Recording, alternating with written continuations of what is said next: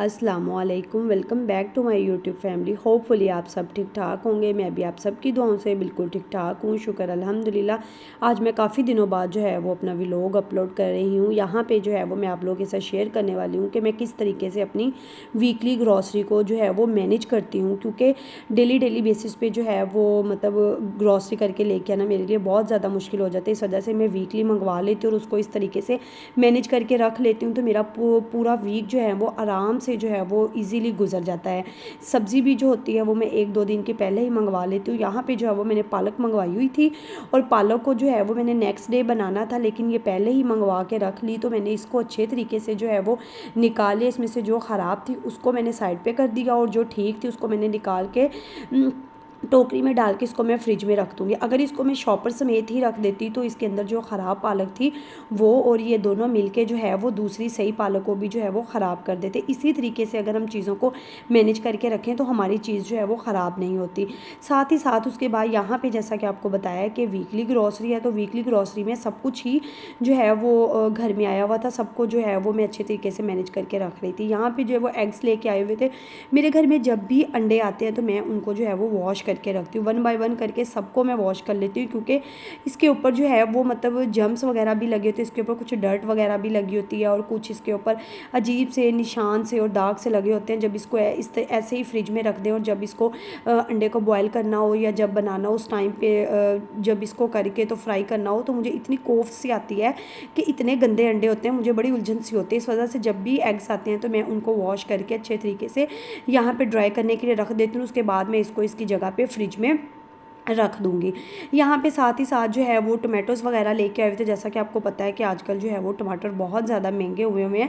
अच्छा, कुछ लोग मैंने देखा है कि टमाटर की जगह पे दही ऐड कर लेते हैं, वो भी एक बेस्ट आइडिया है, लेकिन जो टमाटर का टेस्ट है वो टमाटर का ही टेस्ट आता है और जो दही है वो दही का ही टेस्ट आता है। यहाँ पे टमाटोज़ वगैरह थे, उनको भी जो है वो मैं वॉश करके इसको भी खुश करके इसको भी जो है वो मैं फ्रिज में रख दूँगी, इसको इसकी अपनी जगह पे। लेकिन सबसे पहले जो है वो चीज़ों को वॉश करने के बाद ड्राई करने के लिए रख देती हूँ, ताकि अच्छे तरीके से ड्राई हो जाए और फ्रिज में जो है वो इनका पानी बिल्कुल भी ना गिरे। अब ये जिस तरीके से ये ड्राई हो जाएंगे, इसके बाद मैं इसको जो है वो साथ ही साथ इसको भी मैं फ्रिज में रख दूँगी।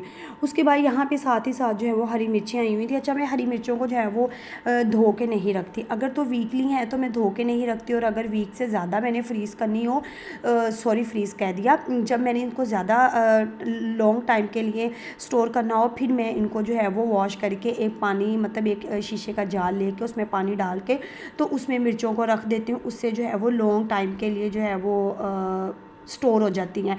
बट यहाँ पे जो है वो वीकली मेरी ग्रॉसरी थी, तो फिर वीकली मैं क्या करती हूँ कि मैं हरी मिर्चें जितनी होती हैं उन सब के अंदर से साफ़ करके उसको एक टोकरी में डाल लेती हूँ, क्योंकि इससे जो ये होता है कि जो इसके अंदर ख़राब होती है, अगर इसी शॉपर समेत अगर हम इसको रख देना तो जो इसके अंदर ख़राब होती हैं वो मिलके तो दूसरी मिर्चों को जो है वो ख़राब कर देती हैं। यहाँ पे ये देखेंगे इसके अंदर से कचरा वगैरह गिरा, तो उसको मैं साइड पे कर दूँगी। और इन मिर्चों को मैंने वॉश नहीं किया, इनको इसी तरीके से मैं फ्रिज में रख दूँगी और जब जब यूज़ करनी होगी इसमें से थोड़ी सी निकालूंगी और वॉश करके तो मैं यूज़ कर लूँगी। साथ ही साथ जैसा कि इसके साथ ही साथ जो है वो मेरे पास आलू आए हुए थे। अच्छा, आलूओं को जो है वो मैं वॉश करके फ्रिज में नहीं रखती। आलूओं को ज़्यादा टाइम के लिए अगर आपने स्टोर करना है तो आप आलू को वॉश करके मत रखें। वॉश करके ज़्यादा टाइम के लिए जो है वो नहीं रहते, उससे जो है वो ख़राब हो जाते हैं।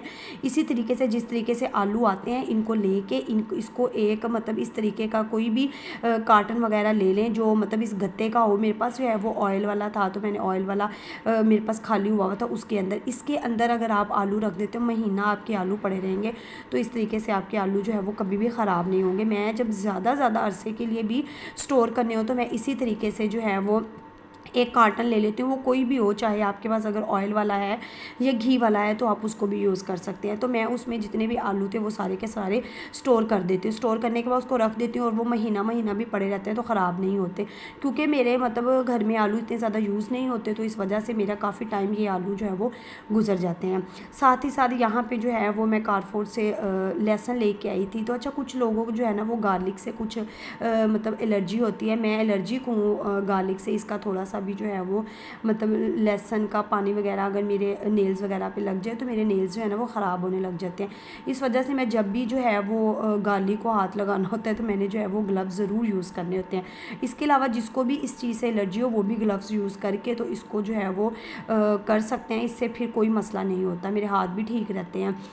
नॉर्मल रूटीन में भी जब मैं कुकिंग में भी गार्लिक को यूज़ कर रही होती हूँ, मैं ग्लव्स पहन के ही इसको जो है वो यूज़ कर रही होती हूँ। यहाँ पे मेरे पास गार्लिक लेके आया तो मैं इसकी जो है वो पेस्ट बना के रख लेती हूँ। तो वीकली क्या ये पेस्ट जो है वो मेरी मतलब 15-20 दिन आराम से गुजर जाती है, क्योंकि हम लोग 2 तो लोग हैं, 2 लोगों के लिए खाना बनना होता है, तो उसमें आपको पता ही है कितना जो है वो पेस्ट यूज़ होता है। यहाँ पर मैंने ये वाला चॉपर लिया, इस चॉपर के अंदर मैं इस सारे लहसुन को जो है वो चॉप कर लूँगी। और चॉप करने के बाद जितना भी मैंने चॉप किया होगा वो सारे का सारा मैं इस जो है वो बाउल में डाल के, इस बॉक्स में डाल के तो फ्रीज़ कर दूँगी। फ्रीज़र में आजकल सर्दियाँ हैं तो फ्रिज जो है वो मतलब 1 या 2 पे रखी जाती है, तो इससे जब भी सालन मैंने बनाना होता है तो मैं इसमें से निकालती हूँ, तो ये इतना ज़्यादा फ्रीज़ नहीं हुआ होता, आराम से निकल जाता है। अच्छा, कुछ लोग इसके पेस्ट में पानी डाल के उसको ग्राइंड करके रखते हैं, वो जो होता है ना वो फ्रीज़ हो जाता है, वो मतलब बर्फ़ की तरह उसमें जो है वो जम जाता है। क्यों? क्योंकि उसमें पानी ऐड किया जाता है। तो इस तरीके से इस टिप से अगर आप गार्लिक को जो है वो चॉप करके अगर आप फ्रीज़ करेंगे तो इससे कभी भी इसके अंदर बर्फ़ नहीं जमेगी। और दूसरा ये कि जब भी आपने खाना बनाना हो तो आप इस बॉक्स को निकाल के और इजीली इसमें से चम्मच के साथ आप गार्लिक के पेस्ट को लेके तो यूज़ कर सकते हैं। अगर आप इसमें पानी डाल के कर लेते तो पानी से जो है वो इसमें जो है वो बर्फ़ वगैरह जम जाती है, जिसकी वजह से उसको निकालना बहुत ज़्यादा मुश्किल हो जाता है। मैं तो इसी तरीके से गार्लिक के जो है वो पेस्ट को, अगर आपने अदरक लेना है ना तो अदरक के पेस्ट को भी आप इसी तरीके से जो है वो फ्रीज़ कर सकते हैं। इस चॉपर में अदरक भी जो है वो आराम से फ्रीज़ हो जाता है, और हरी मिर्चें भी। और जो मैंने हरी मिर्चें निकाली थी ना, जो मतलब मैं आपको बता रही थी, उनको भी जो है वो मैंने इसी में चॉपर में डाल के उसको अच्छे तरीके से चॉप करके उसको भी जो है वो फ्रीज़ कर देती हूँ, वो भी नहीं जमती। जिस चीज़ में पानी ऐड हो जाए तो वो चीज़ जो है वो जम जाती है, और वो स्टोर तो हो जाती है लेकिन वो जम जाती है। जब भी खाना बनाना हो तो उसको निकालना जो है वो काफ़ी ज़्यादा मुश्किल हो जाता है। इस वजह से मैं पानी ऐड नहीं करती, मैं चॉपर में ही इन चीज़ों को जो है वो चॉप कर लेती हूँ। साथ ही साथ यहाँ पे अनियंस वगैरह भी आए हुए थे, उसको अनियन को जो है वो मैंने उसको उसकी बास्केट में रख दिया, जिसमें जो है वो मैं रखती होती हूँ, रैक वगैरह जो भी है उसमें मैं रख देती हूँ। और साथ ही साथ यहाँ पे जो है वो खीरे वगैरह, क्योंकि मैं सैलेड लाजमी यूज़ करती हूँ तो उसके साथ में खीरे वगैरह भी मंगवा लेती हूँ, तो वो भी ये भी मेरे जो है वो 3-4 दिन आराम से गुजर जाते हैं। इनको वॉश करके जो है वो मैं फ्रिज में रखती हूँ। कोई भी चीज़ वैसे ही जो है वो फ्रिज में नहीं रखें, क्योंकि उस पर इतनी ज़्यादा डस्ट वगैरह चीज़ें वगैरह लगी होती हैं, जिसकी वजह से मुझे तो बड़ी ज़्यादा कोफ्त होती है। तो मेरी तो यही है कि जितना भी मेरा वीकली आता है, मैं एक दिन में टाइम तो काफ़ी ज़्यादा लग जाता है इन सब चीज़ों को जो है वो मैनेज करते, बट चीज़ें आपकी जो है वो बड़ी अच्छे से वेल मैनेज हो जाती हैं और चीज़ें जो है वो ख़राब भी नहीं होती। साथ ही साथ यहाँ पे जो है वो मैंने इन सब चीज़ों को किया, साथ ही साथ वेजिटेबल्स से, साथ ही साथ फ्रूट्स वगैरह भी मेरे पास जो आते हैं मैं उनको भी इसी तरीके से जो है वो रख लेती हूँ। आजकल मौसम ठंडा है, मतलब काफ़ी ठंडा है, तो मैं फ्रूट्स वगैरह को जो है वो फ्रिज में नहीं रखती, फ्रूट्स वगैरह को बाहर रख लेती हूँ, क्योंकि जब भी खाना हो ठंडा हो तो फिर आपको पता ही है कि मौसम चेंज हो रहा है आजकल, वैसे भी बहुत ज़्यादा कफ़ और ज़ुकाम वगैरह मतलब वेदर चेंज होने की वजह से काफ़ी ज़्यादा वायरल हुआ है। तो इस वजह से मैं अवॉइड ही करती हूँ कि ये फ्रूट्स वगैरह को जो है वो फ्रिज में रखने से।